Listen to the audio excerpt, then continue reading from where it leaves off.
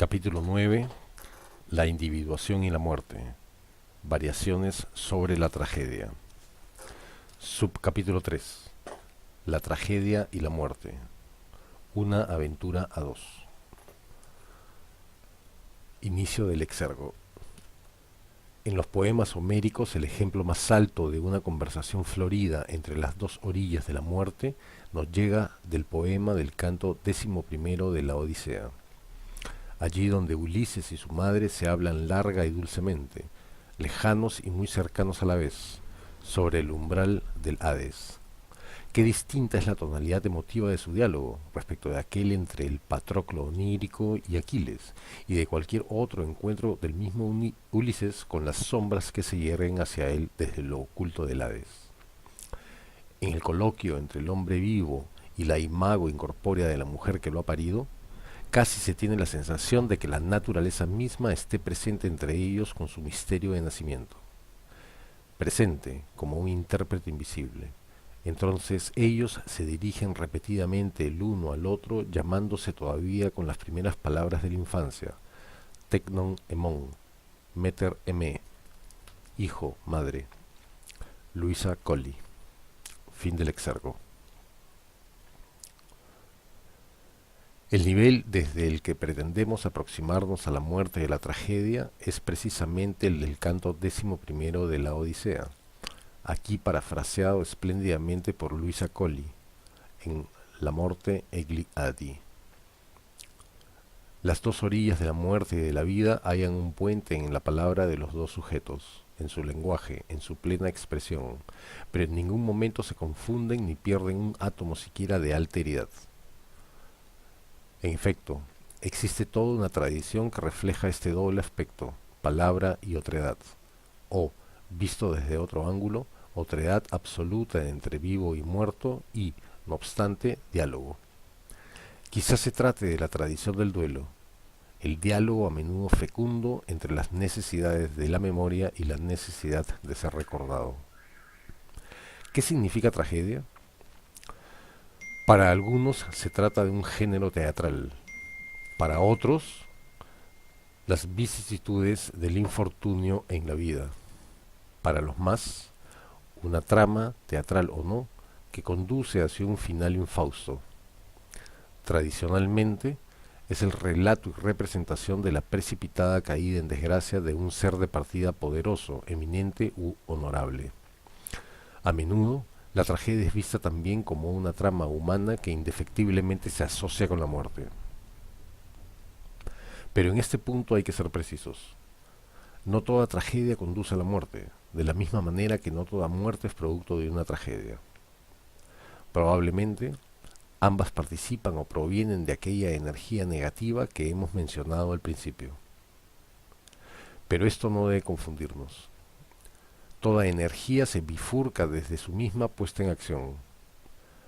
Para que esto no ocurriera, sería necesario que la energía permaneciese como campo potencial, como disparo de proyectiles sin trayectoria y, por lo tanto, sin blanco aún. Una vez desplegada, ahí se separan las trayectorias, las finalidades y, en consecuencia, sus blancos. La muerte, por un lado, aparece a primera vista como algo más drástico, más radical, con un blanco mucho más contundente. Por el contrario, la muerte puede ser en ocasiones buscada o, solo desde ese nivel, evitada en su dejar de buscarla, en la medida en que nosotros podamos intervenir sobre ello. La tragedia, por el otro lado, parece una cuestión menos corpórea, pero más extensa y que genera aún una más enorme indefensión. De la curva de la tragedia nadie puede huir.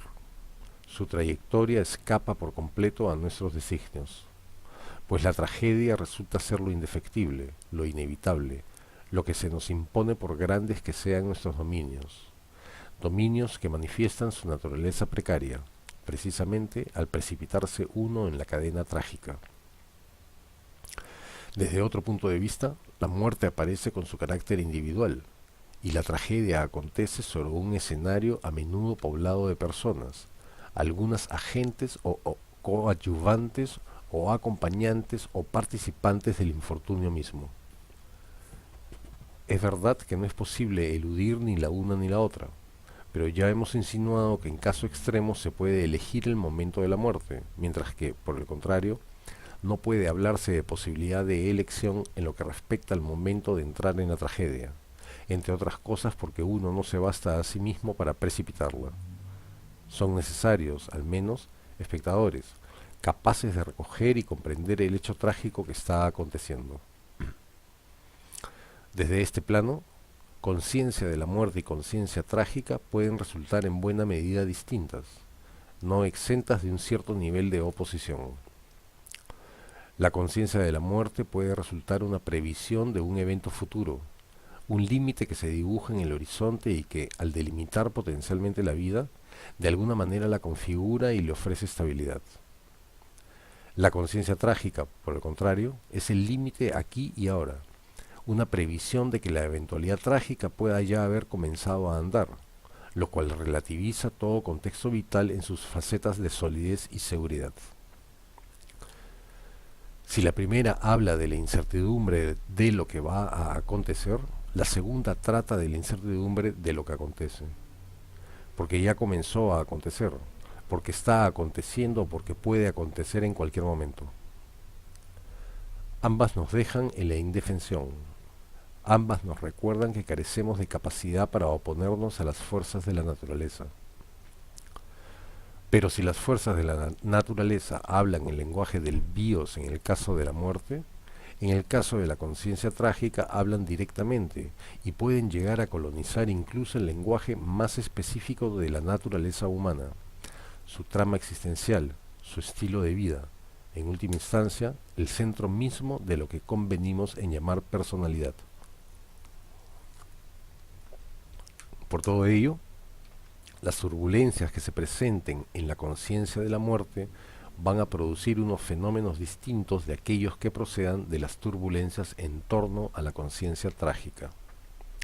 Y si distintos son los fenómenos, distinta será la psicopatología y distinto también el nivel de psicoterapia con el que aproximarse a ellos. Pero antes de introducirnos en estos aspectos, convendría resaltar la funcionalidad de ambas conciencias, sus bondades, porque es cierto que la conciencia de la muerte tiene aspectos muy positivos y que también los tiene la conciencia trágica. La conciencia de la muerte ensancha la vida desde el punto de vista de la vivencia de su duración. La vida se desarrolla desde los conceptos de duración y continuidad solo gracias a la conciencia de la muerte. Si hay conciencia de la muerte, entonces hay conciencia de la vida, y eso es el terreno desde el que parte la memoria, así como también los proyectos. Los tiempos verbales de la psique son los tiempos verbales que aporta la conciencia de la muerte. Temporalidad, duración, continuidad, memoria y proyectos son algunos de los aspectos con que se presenta la conciencia de la muerte, es decir, con los que permite la existencia de aquel concepto fenomenológico de Minkowski denominado tiempo vivido. Si la conciencia de la muerte apunta hacia la temporalidad vivida, la conciencia trágica se dirige hacia los fenómenos de intensidad vital. Dada la precariedad que la imprevisible irrupción de la eventualidad trágica nos produce, el hecho vital concomitante pierde en duración en la misma medida que gana en intensidad. Estar bien aferrado a la vida es un concepto que se pone de manifiesto en el instante, en cada instante.